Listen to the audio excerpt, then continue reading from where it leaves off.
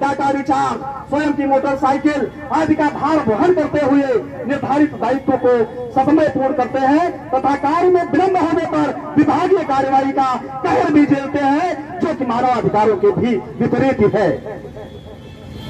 मानव शासकीय व्यवस्था में कार्मिकों की वेतन वृद्धि, चिकित्सकीय सुविधाएं, पदोन्नति, पीएफ व व्यवस्था, कर्मचारी राज्य सामूहिक बीमा, बोनस आदि की सुविधाएं दीर्घकाल से प्रचलन में है, परंतु विशेष शिक्षक जैसे अनाथ वर्ग को लगभग 19 वर्षों की निष्ठापूर्ण सेवा के उपरांत में इन सुविधाओं से विरत रखा गया है। ध्यातव्य है कि कई राज्यों की सरकारें संविदा कर्मियों को नियमितीकरण पर भी विचार करते हुए कार्यवाही कर रही है। तदक्रम में उत्तर प्रदेश में भी विगत 19 वर्षों से कार्य समग्र शिक्षा अभियान के इन विशेष शिक्षकों के नियमितीकरण पर भी सहानुभूतिपूर्वक विचार करने की प्रबल आवश्यकता है। साथियों, अब ये हमारी 10 सूत्रीय मांगे हैं। समग्र शिक्षा अभियान में कार्यरत हमारे समस्त विशेष शिक्षकों को पूर्ण रूप से नियमित शिक्षक बनाया जाए। ठीक है, सब लोगों सहमत है इस पर? दूसरी मांग है कि जब तक नियमितीकरण की कार्यवाही में विलंब हो रहा है तब तक हमको रिजर्व समिति के लिए जो एक संविदा कार्मिकों के लिए प्रख्यापित सेवा नीति है, वेतन नीति है, उसकी संस्तुतियों के आधार पर हमको वेतनमान मानदेय का भुगतान किया जाए। सहमत है? तीसरी मांग हमारी है कि प्रतिवर्ष हमारा जो नवीनीकरण होता है इसमें हमारे विभाग, जो हमारे जनपदीय प्राधिकारी हैं या हमारे विशेष शिक्षकों का शोषण करते हैं, आर्थिक शोषण करते हैं, मानसिक शोषण करते हैं, ये नवीनीकरण प्रक्रिया बंद होनी चाहिए और हम लोगों को 12 माह का मानदेय भुगतान किया जाए। इस पर सहमत है? चौथी मांग है कि अभियान चला करके हमारे विशेष शिक्षक सुदूर जनपदों में कार्य कर रहे हैं, 400 500 किलोमीटर की दूरी पर कार्य कर रहे हैं, उतने अल्प मानदेय में वहां पर उनको मकान किराए का मकान लेकर के रहना पड़ रहा है।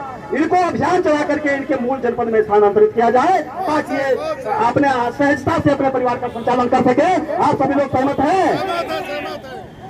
इसके पश्चात हम लोगों में जो विशेष शिक्षक है, देखिए संविदा कर्मचारियों के लिए शासकीय कर्मचारियों के भांति कोई भी नियम नहीं लागू होते हैं, लेकिन सेवानिवृत्ति की नियम लागू किया है। यानी 60 वर्ष की अवस्था में आप सेवानिवृत्त कर ही देंगे और उसके लिए ना ही कोई लाभ देंगे ना ही कोई दे देंगे। तो जब हमारे नॉर्मल शिक्षक जो 62 वर्ष की सेवा दे रहे हैं, हमारा भी अनुरोध है, हमारी भी मांग है कि हमको भी 62 वर्ष का सेवा काल दिया जाए। सहमत है? इसके पश्चात हमारे विशेष शिक्षकों को चिकित्सकीय और प्रोविडेंट अवकाश दिया जाए। चिकित्सकीय अवकाश इसलिए दिया जाए जैसे कौन व्यक्ति है जिसको बीमारी नहीं होती है? सबको बीमारी होती है और बीमारी अगर हुई तो हम अपनी सेवा नहीं दे पाते हैं। ऐसी स्थिति में अपना वेतन कटवाते हैं और कार्यवाहियों का भी कहर झेलते हैं। इस मांग से सहमत है?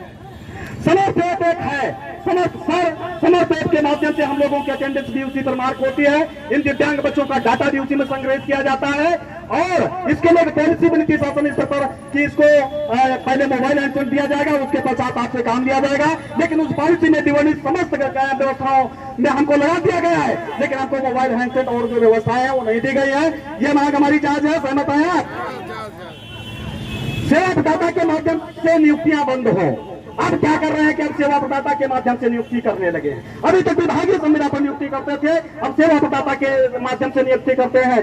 3400 रुपया प्रति टीचर, प्रति शिक्षक ये सेवा प्रदाता को कमीशन देते हैं और हमको 1000 रुपया नहीं बढ़ाते हैं। ये व्यवस्था खत्म होनी चाहिए, ये हमारी मांग। सहमत है? यात्रा भत्ता वास्तविक व्यय के अनुसार दिया जाए। ये क्या है कि आपने फिक्स कर दिया, आप 1000 ले लीजिए, 2000 ले लीजिए और आप हमको पूरे ब्लॉक में, पूरे जनपद में दौड़ाएंगे। आप हमारा वास्तविक व्यय के हिसाब से यात्रा भत्ता भुगतान करें। इस पर सहमत है?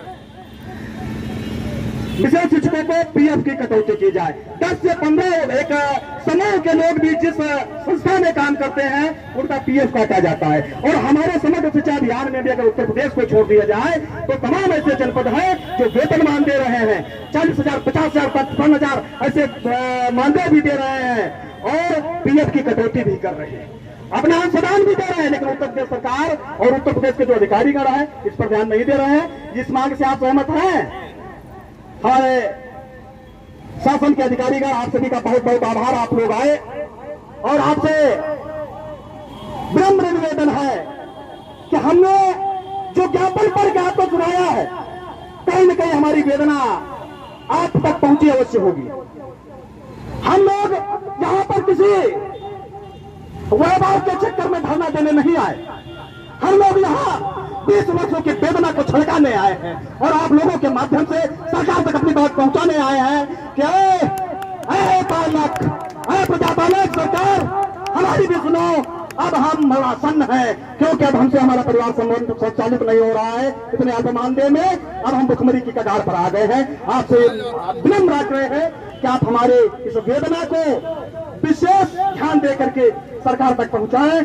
आपका ये सहयोग हम सभी विशेष शिक्षकों के जीवन में जो अंधकार है उसमें प्रकाश पुंज की भांति सिद्धि होगा।